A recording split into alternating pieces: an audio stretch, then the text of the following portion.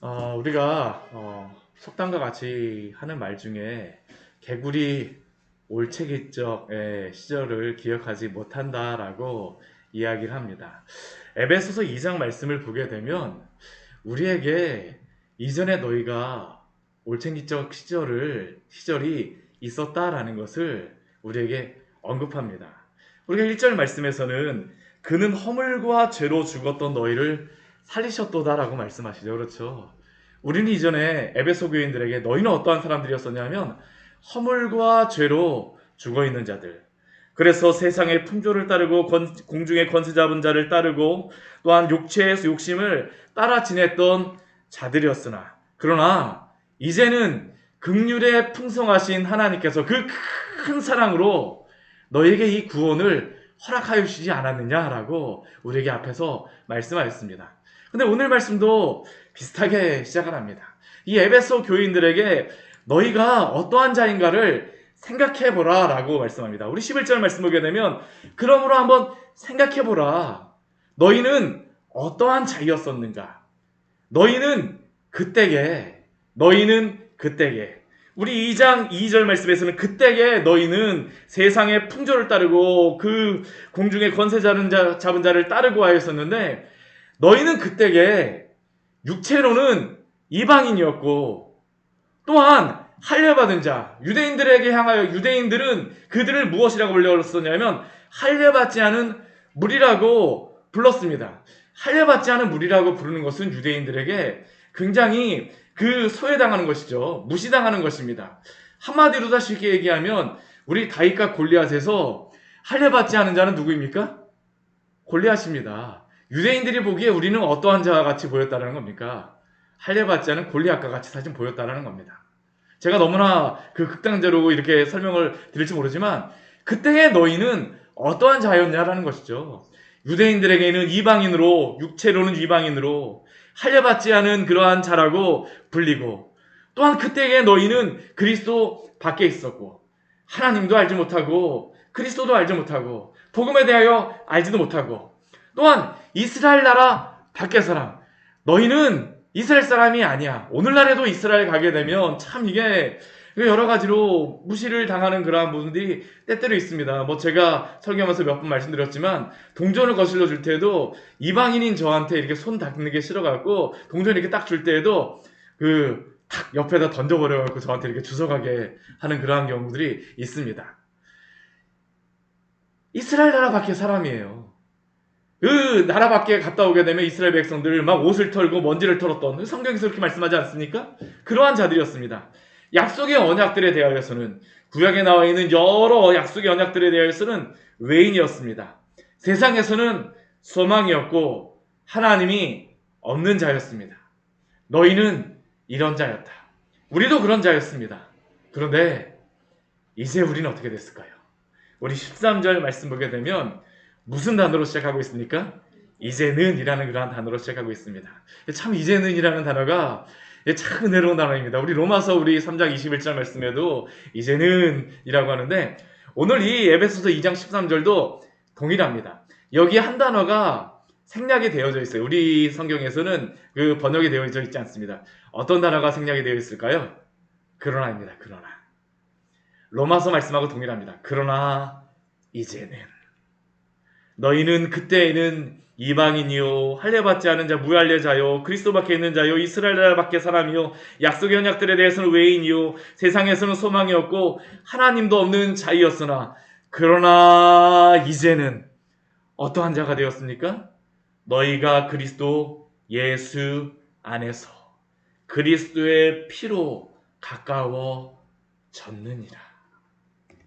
유대인과 이방인의 그러한 차별과 소외받았던 그러한 것들이 다 사라졌다는 겁니다.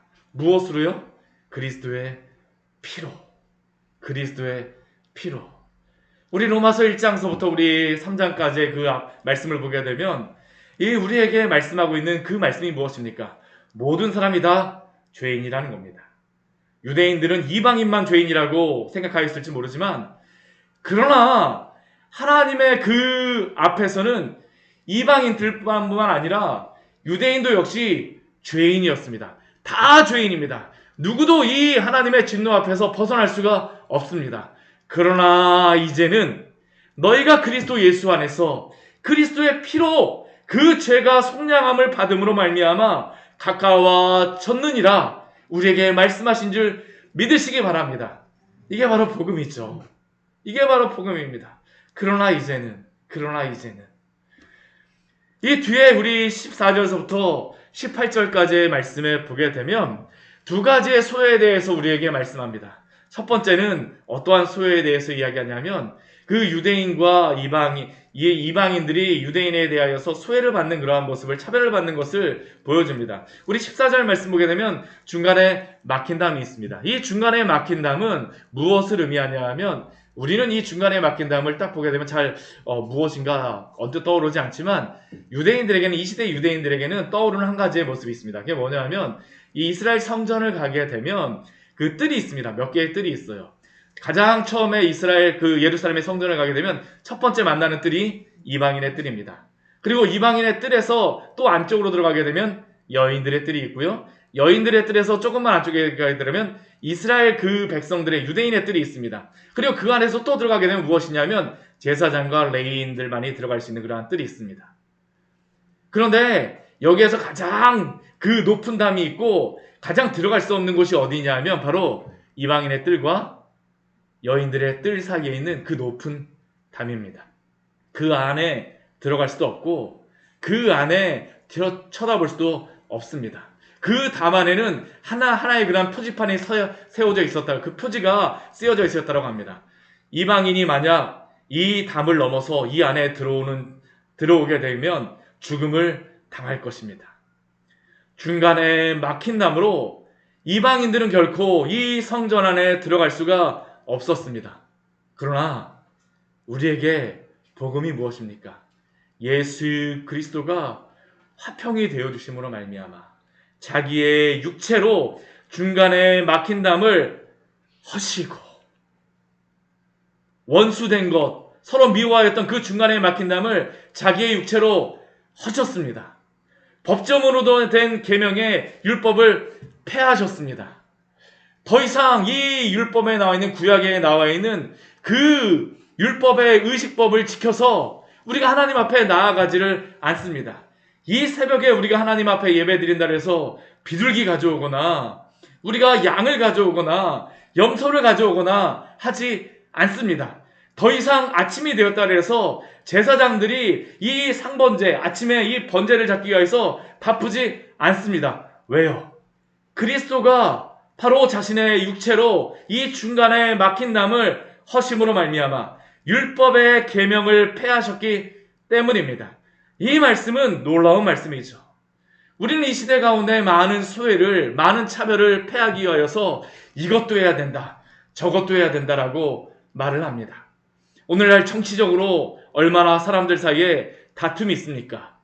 서로 간에 막힌 담이 있습니다. 또한 그 공산주의, 민주주의 해서 우리나라에는 큰 담이 무엇입니까?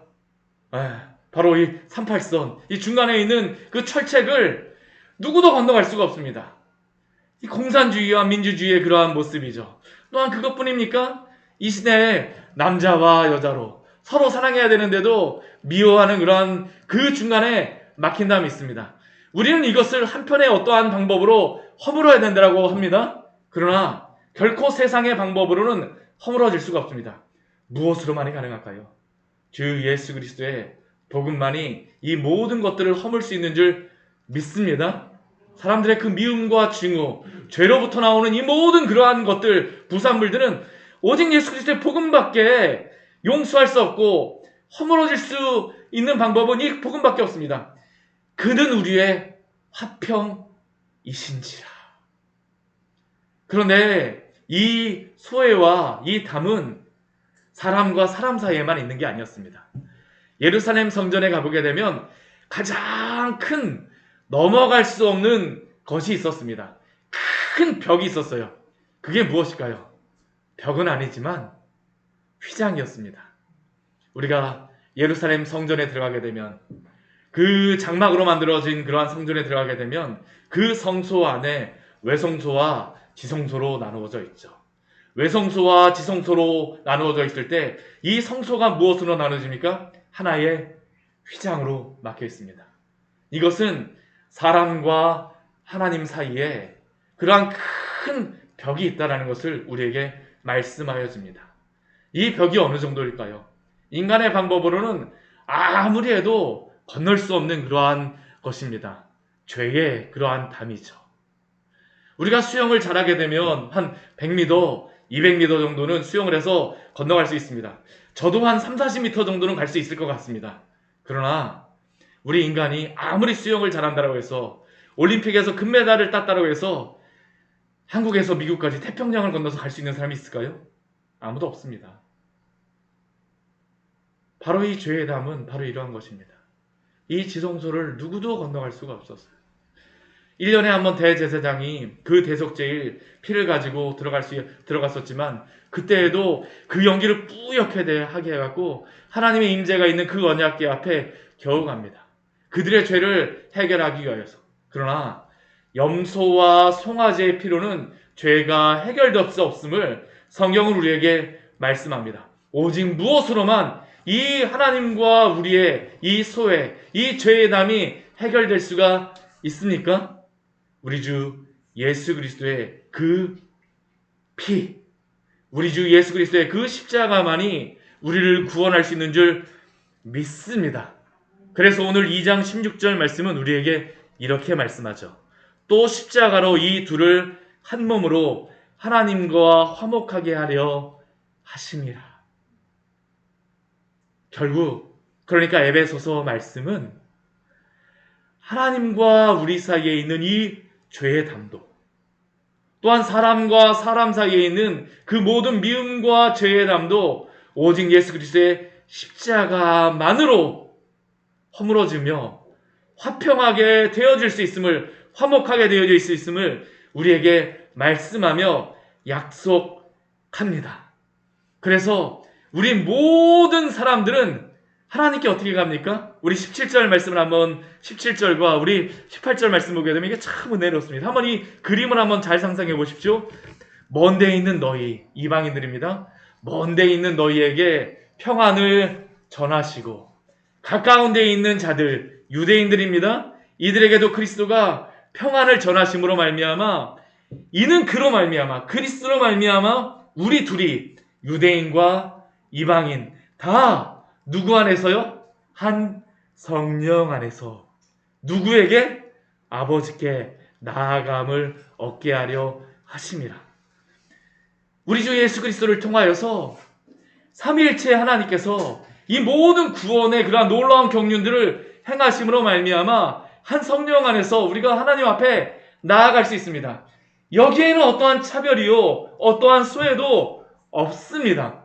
오직 복음만이 할 수 있는 능력이요 복음만이 할 수 있는 자유인 줄 믿으시기 바랍니다. 그래서 우리는 그리스도 안에서 삼위일체 하나님 안에서 이 놀라운 구원을 얻게 되죠. 얼마나 아름답습니까? 우리 에베소서 말씀은 삼위 하나님이 어떻게 우리에게 구원을 베풀어 주셨는가, 그리스도 안에서 어떻게 구원을 베풀어 주셨는가라는 것을 너무나도 아름답게 보여주고 있죠. 그래서 우리들이 한 성령 안에서 무엇을 이루게 될까요? 교회를 이루게 됩니다. 교회. 에베소서 말씀은 철저하게 교회에 대해서 우리에게 말씀합니다. 우리 1장에서는 예수 그리스도가 교회의 머리 되고 교회는 그의 몸이 된다라고 말씀합니다. 이게 바로 에베소서에서 첫 번째로 우리에게 보여주는 그러한 모습이었죠. 교회는 그리스도가 머리로, 또한 교회가 성도가 그의 지체로 이루어진 곳입니다. 이게 바로 교회입니다. 그리스도가 다스리시는 곳, 이게 교회죠. 삼위일체 하나님께서 하나로 모아주신 곳, 또 그곳이 어디입니까? 교회입니다. 오늘 19절서부터 우리 22절까지의 말씀에서는 세 가지의 교회의 모습을 보여주고 있습니다. 교회를 무엇으로 말씀할까요? 우리 첫 번째는 교회는 하나님의 나라라고 말씀합니다. 우리 19절 말씀 보면 그러므로 이제는 너희는 외인도 아니고 나그네도 아닙니다. 우리는 누구입니까? 오직 성도들과 동일한 시민이요. 우리가 미국에 가게 되면 그 많은 사람들이 얻기 위해서 참 애쓰는 게 무엇입니까? 시민권 얻으려고 그러잖아요. 그렇죠. 우리나라에도 요즘에 우리나라가 잘 살게 되니까 많은 그 외국의 사람들이 와서 이 우리나라 영주권을 얻으려고 얼마나 노력을 합니까? 시민이 되었다라는 것은 그 나라의 백성이 되었다라는 것입니다. 교회는 어떤 것일까요? 하나님의 나라, 하나님의 시민들의 모임임을 기억하십시오. 우리는 하나님 나라의 시민입니다. 백성입니다. 그래서 우리는 어떻게 살아가야 됩니까? 하나님의 백성이자 시민으로 그의 말씀에 따라 교회를 사랑하며 우리 하나님을 사랑하며 그 말씀을 지키며 살아가야 될 줄 믿습니다. 이게 바로 시민인 것이죠. 교회 성도인 것입니다. 두 번째 교회는 어떠한 곳일까요? 두 번째는 하나님의 가족입니다. 우리 동일한 시민이요 하고 나서 바로 무엇이라고 말씀합니까? 하나님의 권속이라 라고 말씀합니다. 권속. 이 권속이라는 단어가 굉장히 어렵게 보이는데요. 이 권속이라는 의미가 무엇이냐 하면 한 집안에 있는 한 가족의 이러한 의미입니다. 우리는 모두 교회 안에서 무엇이 되었다는 겁니까? 한 가족이 되었다는 겁니다. 이걸 할 수 있는 교회의 두 가지의 그러한 모습이 있습니다. 이게 뭐냐 하면 세례와 성찬입니다. 세례를 행한다라는 것은 교회의 한 일원이 되어졌다는 것, 하나님의 백성이 하나님의 자녀가 되어졌다는 그런 표상입니다. 교회 안에 들어왔다는 그런 표시로서 세례를 행합니다.